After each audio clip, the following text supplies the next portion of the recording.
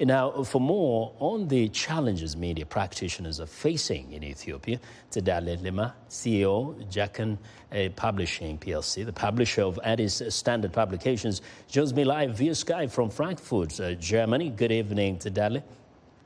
Good evening, Vincent. So briefly, just help us to understand the challenges that our colleagues, the journalists, are facing in Ethiopia.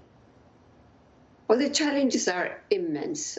Whenever this kind of thing happened, it's the effect that is really reverberating across media rooms in Ethiopia that has a very chilling effect. Whenever the state does crackdown against the media, the impact is felt across newsrooms in the country. So the challenges remain mostly so because you wouldn't know what is it going to be that the government is turning against this time?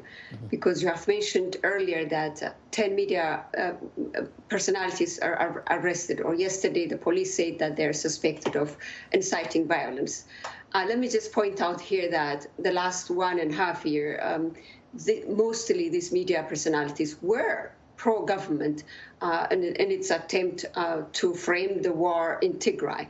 So you really don't know when the government is going to turn against you, and this makes it even more delicate, one of the reasons. But there is more worrying reason, if I could just get ahead of your question, probably, Vincent, is that this arrest is against the basic foundations of the new media law that the current government helped enact, which prevents pre-trial detention of journalists. So the government is violating the very law that it itself has improved through the reform since the prime minister came to power.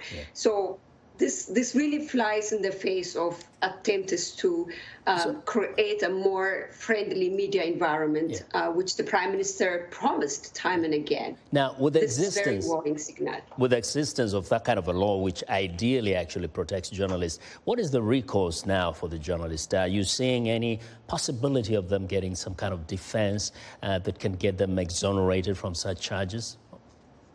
Well, these are, first and foremost, these are politically motivated accusations that the police was throwing at them yesterday. As I said, many of them were by the government side and its war against Tigray.